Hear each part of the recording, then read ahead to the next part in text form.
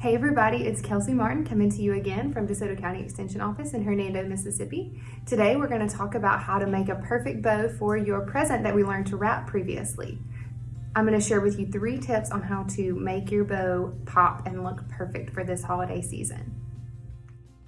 For my first bow making tip, I want to recommend that you use a wired ribbon, so it has wire on each of the edges of the ribbon. This ribbon will hold its shape better and it'll be a lot easier on you when you're trying to make your bow.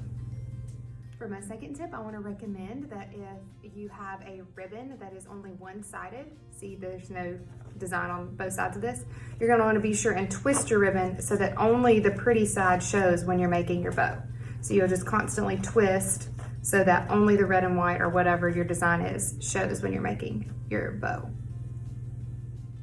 For my third tip, I want to show you that you don't have to have floral wire or hot glue to get your bow to attach to your present.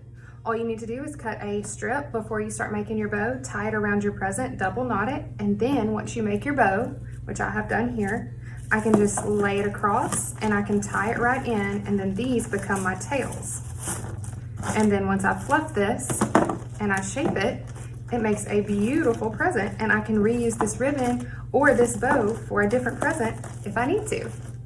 As you can see, fluffed it a little bit. And I could even trim these tails if I chose to make it look a little bit nicer. I would fluff it a little better.